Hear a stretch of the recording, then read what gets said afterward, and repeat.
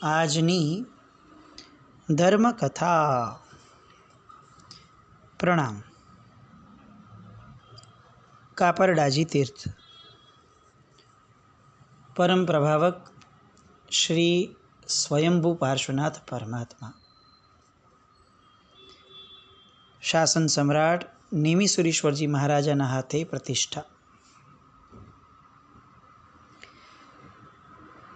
એવી જબરદસ્ત પ્રતિષ્ઠા કે લોકોએ કદાચ જીવનમાં કલ્પના નહીં કરી હોય કે આવા મેરુ પ્રદેશ જેવા વગડાઓમાં આવી જબરદસ્ત વ્યવસ્થા સાથે રહેવાની, નૌકારશી વગેરે વાપરવાની અને પરમાત્માના પ્રસંગોને માણવાની અદ્ભુત વ્યવસ્થા. પ્રતિષ્ઠા થઈ ગઈ, પણ આ જાટ લોકો જે હતા, હજી એ લોકોના મનમાંથી આ ગાંઠ નીકળતી ન હતી. પ્રતિષ્ઠાના દિવસે પણ સાહેબ ત્યાં રોકાયા અને એમને તરત સમાચાર મળ્યા કે સાહેબ અહીંયા બિલાડા પાસેના કેટલાક ગામોમાંથી ઘણા બધા જાટ લોકો જે છે એ સાહેબ ભયંકર તોફાન કરવા માટે અહીંયાથી નીકળ્યા છે અને અનેક શસ્ત્રો એ લોકો પાસે છે, તો સાહેબ આપ સત્વરે ત્યાંથી વિહાર કરી લો. અને ત્યારે આચાર્ય ભગવાન નેમિસુરીશ્વરજી મહારાજા એમને એક વાક્ય પત્રમાં લખીને મોકલાવે છે: મારો દેહ પડે તો ભલે પડે, પણ અત્યારે હું અહીંયાથી ક્યાંય જ નહીં જાઉં. ભગવાનને આવા સંયોગોમાં અહીં મૂકીને મારાથી અવાય જ નહીં. કેવું લાગે આપણને? આ આચાર્ય ભગવંતની કઈ ભાવના, એને શું નામ આપવું? પ્રતિષ્ઠા વગેરે થઈ ગયું છે અને બીજા બધા લોકો રક્ષણ કરવા માટે સક્ષમ છે. મેજોરિટી જે રિસ્ક હતું એ તો પૂરું થઈ ગયેલું, આને તો ડેફિનેટલી પહોંચી વળાય એવું હતું. અને તેમ છતાં શાસન સમ્રાટના મોઢેથી આજે જવાબ નીકળ્યો. કેવું લાગે આપણને? ભગવાન સાથે કઈ ભગવદ્ ભક્તિનો ભાવ હશે એમનામાં? આગળ આપણે પ્રસંગોમાં આવશે સાહેબનો એ ગુણ પણ, કે સાહેબની હાથેથી થતી પ્રતિષ્ઠાઓ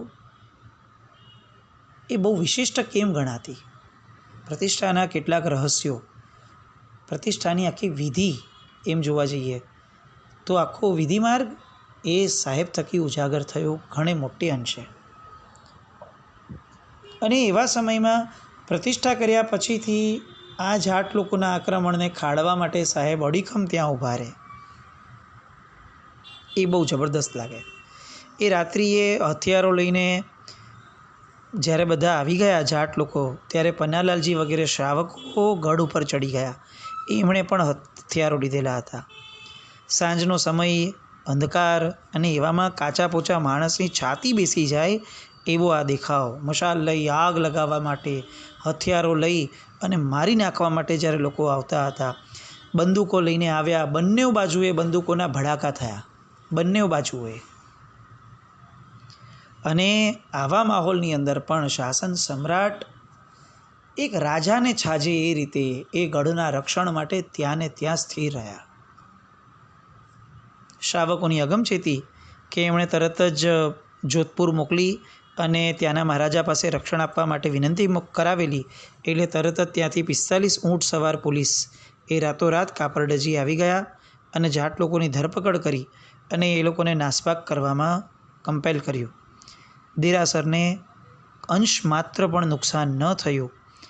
દેવગુરુ ધર્મના પ્રબળ પુણ્ય પ્રભાવનો જય જયકાર થયો. દ્વારોદ્ઘાટન વિધિ પણ પૂજ્યશ્રીની નિશ્રામાં થઈ.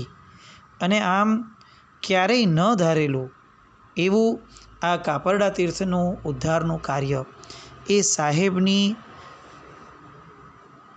સત્વશાળીતા, ખુમારી અને નિર્મોહ દશાના કારણે આ પાર પડ્યું.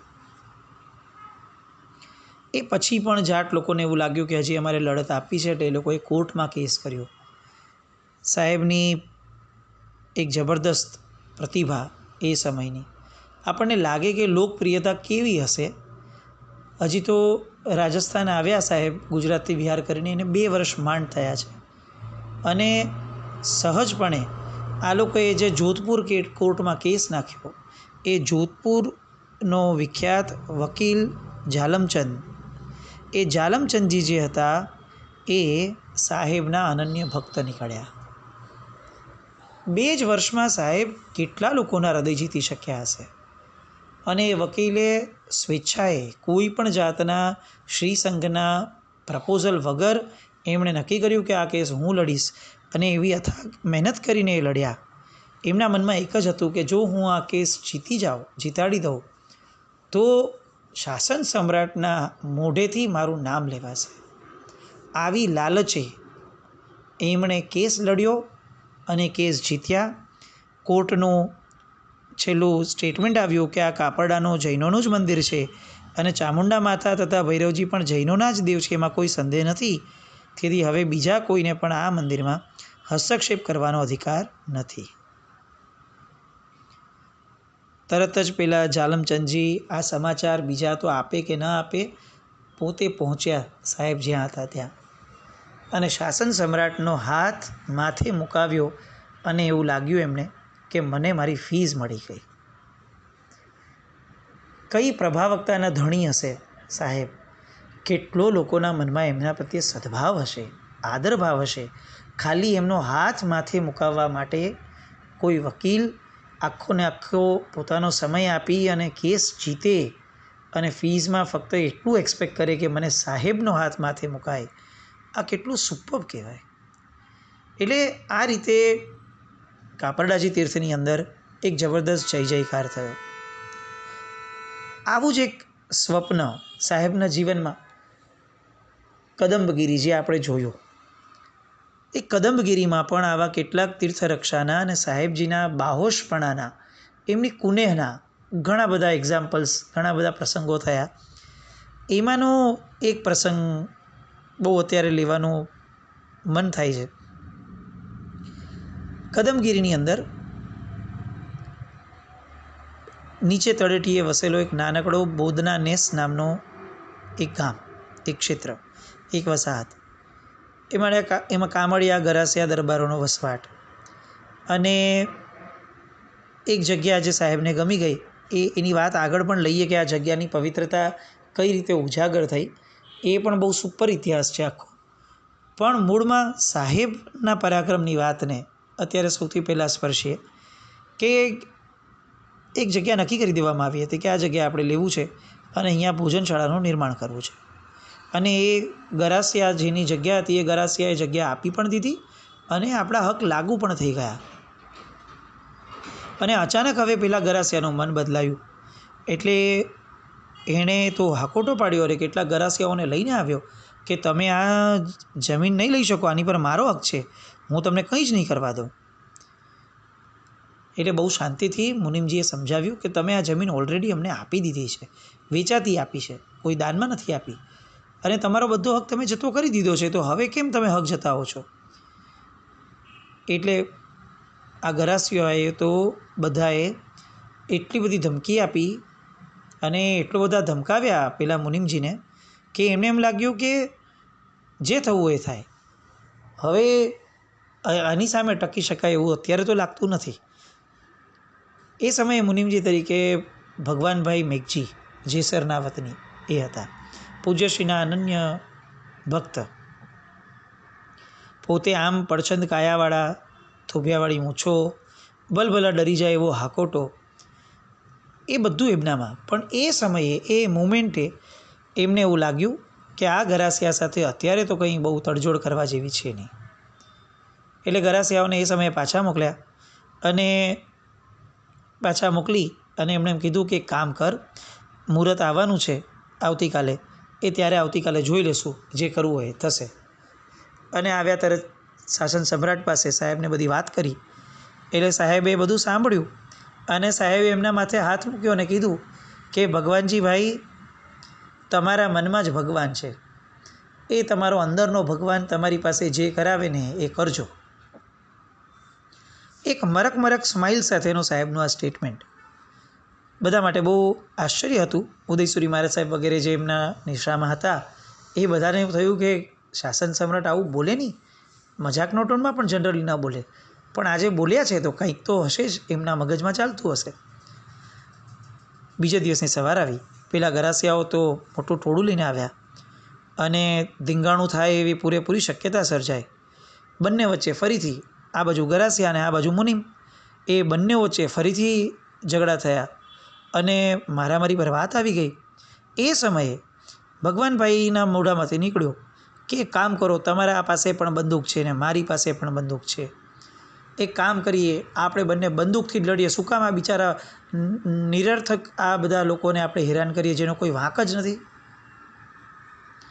ગરાસિયાના મનમાં બેઠો કે તમારી વાત સાચી છે, ચાલો ફેસલો થઈ જાય, હું મારી બંદૂક લઈને આવીશ, તમે તમારી બંદૂક લઈને આવજો અને આપણે આવતીકાલે સવારે જેની જીત થાય એનું આ તીર્થ. અને ભગવાનભાઈના મોઢામાંથી હા નીકળી ગઈ.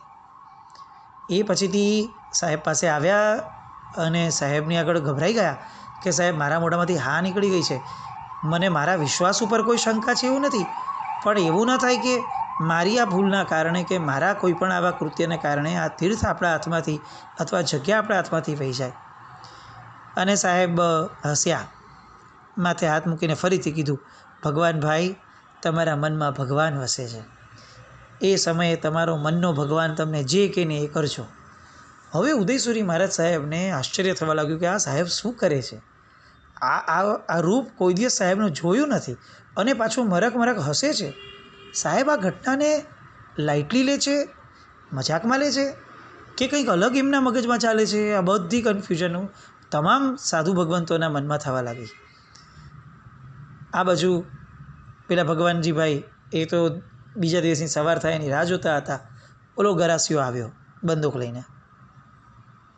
બંને જણા એકબીજાની સામે આવીને ઊભા રહ્યા. ભગવાનભાઈએ પડકાર ફેંક્યો કે સૌથી પહેલું બંદૂક કોણ ચલાવે. આપણે કંઈ એ જમાનો કંઈ ટોસ બોસ કરવાનો હતો નહીં. અને ભગવાનજીભાઈ એટલે મનથી બહુ ઉદાર વ્યક્તિત્વ, એટલે એમણે અચાનક સામે ચડીને કીધું કે જા, હું વાણિયો છું અને વાણિયાઓ બહુ ઉદાર રહેવાના, એટલે સૌથી પહેલું બંદૂક ચલાવવા માટેનું જે ટર્ન છે, જે વારો છે એ હું તને આપું છું. જા, છોડ મારી પર બંદૂક ચલાવ અને જે થાય એની મારી તૈયારી છે. આપણા પક્ષે સોપો પડી ગયો. આ શું કરે છે? બંદૂક ચલાવવાની છે, કંઈ લાકડી ફેંકવાની થોડી છે કે એક નહીં તો બીજા વારમાં કંઈ કામ પતે. આપ ઘડી બંદૂક ચલાવશે અને હમણાં આ ભાઈ તો ઢળી પડશે, પછી તીર્થનું શું? જજમેન્ટ તો એમ આપ્યું હતું કે જે જીતે એનું તીર્થ. અને આ સામે ચડીને દોડાયા કેમ થયા? અને ગરાસિયાઓનો જે પક્ષ હતો એ તો નાચવા લાગ્યો ખુશીથી. હજી તો કાંઈ જીત્યા નથી, પણ તેમ છતાં એ લોકોને લાગ્યું કે આ ગાંડાએ આ આખી બાજી આપણા હાથમાં આપી દીધી છે, ચલો હવે તો આપણે જીત્યા જ સમજો. અને ઓલાએ બંદૂક હાથમાં લીધી, ગરાસિયાએ નિશાન તાક્યું. બધાની આંખ બંધ છે કે હમણાં ઘોડો દબાશે બંદૂકનો અને ભગવાનભાઈ આ ઉડ્યા ભગવાન પાસે. બધા રાહ જુએ છે અને અધ્ધર શ્વાસે બધા વિચારે છે કે હવે શું થશે. અને દરબારે ઘોડો દબાવ્યો અને અચાનક એ બંદૂકમાંથી ગોળીનો અવાજ આવવાના બદલે ફૂસ એવો અવાજ આવ્યો. એક નાનકડો તણખો થઈ અને આ બંદૂકમાંથી બહાર નીકળી ગયો. અંદરનો દારૂ જાણે આખો હવાઈ ગયો હોય એ રીતે આપણા હવાયેલા ફટાકડા ફૂટે એ સમયે કેવા અવાજો થાય એવો સામાન્ય અવાજ થયો, પણ ગોળી તો ક્યાંય દેખાણી નહીં, ક્યાં ગઈ? દરબારનો વારો હતો અને દરબાર નિષ્ફળ ગયા. એટલે હવે વારો આવ્યો ભગવાનભાઈનો. ભગવાનભાઈએ વટ સાથે બંદૂક ઉપાડી અને દરબાર સામે તાકી. જેવું દરબારે જોયું કે આ ભગવાનજીભાઈએ મારી સામે બંદૂક તાકી છે, એવા તરત ભાગ્યા. ભાગતા આ મુઠ્ઠી બંધ કરીને ભાગીએ જ રાખીએ. એની પાછળ ભગવાનજીભાઈ ભાગે, આખો સંઘ ભાગે, આ બાજુ ગરાસિયાઓ ભાગે. ભાગતા ઉપર નીચે આગળ પાછળ થતાં છેવટે એ સીધા ઉપાશ્રયમાં આવ્યા અને મહારાજજી જ્યાં બિરાજમાન હતા એમની પાસે આવી અને છુપાઈ ગયા. હવે ભગવાનજીભાઈએ આ બધું જોયું અને પહેલાં તો એમને પાછળથી ભય થયો કે આ દરબાર મારા ડરથી ભાગે છે કે મહારાજજીને મારવા માટે જાય છે. એટલે એણે બંદૂક પોતાની સાથે જ રાખી અને ઓલાની પાછળ દોડતા દોડતા એ સીધા અંદર ઘૂસ્યા. અને જેવું એમણે જોયું અંદર એન્ટર થતાં કે ઓલો ગરાસિયો પોતાની બંદૂક ફેંકી અને મહારાજજીના પગમાં બેઠી ગયો છે અને બોલે છે કે મને બચાવો ભગવાન, મને મારી નાખશે આ ભગવાન, ભગવાન મને બચાવો, આવી આજીજી કરતા હતા. આ સમયે બાજુના ઓરડામાંથી ઉદયસુરી મહારાજ સાહેબ બહાર પધાર્યા અને એમની નજર સતત શાસન સમ્રાટના મુખની મુદ્રા ઉપર હતી, કારણ કે પઝલ તો એમની માટે પણ હતું. અને આ આખી ઘટના જે રીતે ચાલે છે એમાં જાણે આ કાંઈ આશ્ચર્ય જ નથી. આ બધી ઘટના જાણે સાહેબે પહેલાં જોઈ લીધી હતી અને આ હાઇલાઇટ ચાલે છે એવી મુદ્રામાં સાહેબ શાંત ચિત્તે બેઠા છે. અને જેવા ભગવાનભાઈ આગળ આવ્યા અને ભગવાનભાઈને શાસન સમ્રાટે બહુ પ્રેમથી પૂછ્યું, કેમ ફૂસફૂસ થઈ ગયું ને? અને ત્યારે ત્યાં બેઠેલા લોકોને ખ્યાલ આવ્યો કે આ જાદુગર એ બીજું કોઈ નહીં પણ સાહેબનું દૈવત્વ હતું. આપણને એવું થાય કે બંદૂકોને આ ઓરડામાં બેઠા બેઠા પોતાની આરાધનાના પ્રતાપે બંદૂકમાંનો દારૂ એ ઉનાળાના ધોમધકતા તડકામાં પણ હવાઈ જાય, આવી શક્તિ જે કાઢી શકીએ એને શાસન સમ્રાટ નહીં તો બીજું શું કહેવું. આ જ કદમગીરીનો હજી એક પ્રસંગ બન્યો હતો. પ્રસંગ એવો હતો કે પહાડ ઉપર બંધાતા દેરાસરમાંથી એક દેરાસર છે એ લાકડાનું હતું આખું. એ દેરાસરની અંદર નેમિનાથ ભગવાન અને 20 વિહારમાન પ્રભુ પધરાવવાના હતા. દેરાસરજીનું નિર્માણ ચાલુ છે અને ઢગલાબંધ લાકડાઓ પણ બધા ગોઠવાયેલા છે, કારણ કે એક પછી એક એને લેવાના હતા. અને એ દરમિયાન અચાનક એક દિવસ એમાંથી રહસ્યમય ધુમાડો નીકળવા લાગ્યો. અંદરથી લાકડાની અંદરથી આગ જાણે નીકળતી હોય એવી રીતે સળગવાનું ચાલુ થયું. નસીબ જોગે મહારાજજી એ સમયે કદમગીરીમાં હાજર હતા.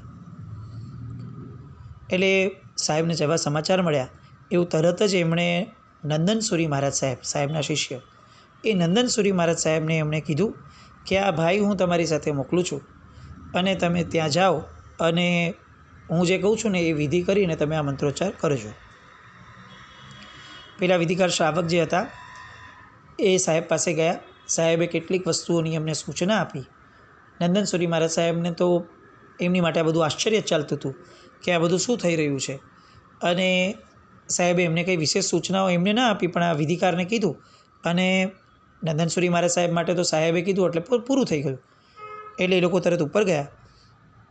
ત્યાં ગયા, જે પૂર્વ વિધિ સાહેબે સમજાવેલી એવી પૂર્વ વિધિ થઈ, મંત્રોચ્ચાર શરૂ કર્યા.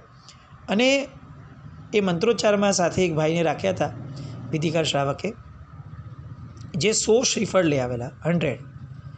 અને વિધિકાર ભાઈએ સાહેબજીના ઇન્સ્ટ્રક્શન પ્રમાણે એમને કીધું કે અહીંયાથી હું એકવાર મંત્રોચ્ચાર બોલું અને તમારે આ જે શ્રીફળ છે ને એ આકાશમાં ઉછાળવાનું. 1 વાર મંત્ર, 2 વાર મંત્ર, 3 વાર મંત્ર, 99 વાર મંત્ર થયા. અને આપણને જાણીને બહુ આનંદ સહ આશ્ચર્ય થાય, એક પણ શ્રીફળ હવામાં ઉડ્યા પછી નીચે ન આવ્યું. એ હવામાં ગાયબ થઈ ગયું. બધા જ લોકોએ નજરો નજર જોયેલો આ પ્રસંગ. પહેલાં વિધિકાર મંત્ર બોલે, શ્રીફળ ઉછાળવામાં આવે, શ્રીફળ ઉછળે એ દેખાય પણ શ્રીફળ પાછું નીચે ન આવે, શ્રીફળ ક્યાં ગયું એ દેખાય જ નહીં. 99 વાર 99 શ્રીફળો ઉછ્યા અને ઉછળેલા 99 શ્રીફળો ગાયબ. 100મું શ્રીફળ હતું એ ઉછળ્યું અને એમાંથી શ્રીફળમાંનો અડધો હિસ્સો જમીન ઉપર આવ્યો. જેવો એ છેલ્લા શ્રીફળનો અડધો હિસ્સો નીચે પડ્યો, લાકડામાંની આગ અને એનો ધુમાડો બંને ગાયબ. શાસન સમ્રાટ, કેટલી વાતો કરવી. એમની સાધના, એમની ચમત્કારિતા, એમની જાદુઈતા. કેટલીક વાર ઘણા પ્રસંગો એવા હતા કે જે પ્રસંગો આપણે સાંભળીએ ને તો ઘણીવાર આપણને મગજમાં બેસે પણ નહીં. એક અતિશયોક્તિ ન લાગે એવો એક પ્રસંગ, એ પણ અત્યારે વાંચનમાં જે આવેલો એ લેવાનું મન થાય છે. ફલોદીના શ્રાવક, નામ હતું સંપતલાલ કોચરભાઈ. એ બધા જ એ સમયના સમકાલીન ગુરુ ભગવંતોના પરમ ભક્ત, બધા મોટા મોટા મહાત્માઓ પાસે જઈને વંદન કરે. એકવાર એ દિવાળીના દિવસોમાં પેથાપુરમાં બિરાજમાન યોગનિષ્ઠ આચાર્ય ભગવંત બુદ્ધિસાગર સુરી મહારાજ સાહેબ પાસે ગયા. દિવાળી ત્યાં કરવાની હતી એટલે સત્સંગ ચાલુ થયો. સત્સંગ દરમિયાન એમણે સાહેબને પૂછ્યું કે સાહેબ, આપણે ત્યાં ધુરંધર આચાર્ય અત્યારે ઘણા બધા ભગવાન છે, પણ સાહેબ આમાંથી જેને આપણે બહુ વિશેષ કહી શકાય, આ યુગની અંદર બહુ મોટા પ્રભાવક કહી શકાય, એવા આચાર્ય કોણ, એ મારે આપની પાસે જાણવું છે. આપ યોગનિષ્ઠ છો એટલે આપના યોગ બળે મને આપ જણાવો કે આનું સમાધાન શું છે. સાહેબે કીધું કે આ જાણવું જ છે તો હું કહું એમ કરો. અને એમ કરીને એમણે કીધું કે જાઓ તમે અઠ્ઠમ કરો અને આ મંત્ર ગણજો, આ જાપની વિધિ છે, આ રીતે 3 દિવસ જાપ કરજો. 3 દિવસના જાપ થયા. દિવાળીની મોડી રાત થઈ, બેસતા વર્ષની વહેલી સવાર થાય એટલે સહજપણે એ થોડાક તંદ્રા અવસ્થામાં હતા. નિદ્રા નહોતી પણ તંદ્રા હતી. અને એમની આંખ સામે ત્રીજા ઉપવાસના છેલ્લી પરોળના ક્ષણોમાં એક આંખ સામે તેજનું વર્તુળ રચાયું અને એમાંથી એમને શાસન સમ્રાટ નેમિસુરી મહારાજ સાહેબના દર્શન થયા. થોડાક જ સમયમાં એ વર્તુળ અદૃશ્ય થઈ ગયું. બધું જાગ્યા પછી પરવારીને સાહેબને આ વાત કરવા ગયા અને સાહેબની આગળ કંઈક બોલે એની પહેલાં સાહેબે જ એમને કીધું કે તમારું સમાધાન થઈ ગયું. અને અમને આશ્ચર્ય થયું કે સાહેબ કેટલા બધા મતમતાંતરો છે. અને ત્યારે બુદ્ધિસાગર મારા સાહેબ કહે છે, અમારા આપસમાં મતમતાંતર ગમે તેવા હોય, પણ આ સમયના યુગ પ્રભાવક એ જે તમે જોયા એ જ છે. આવા શાસન સમ્રાટ એમની હજી બીજી ઘણી બધી વાતો આગળ સાંભળીએ અને આપણા જીવનને પવિત્ર કરીએ. જીન આજ્ઞા વિરુદ્ધ કંઈ પણ બોલાયું હોય તો મિચ્છામિ દુક્કડમ. જૈનમ જયતિ શાસનમ.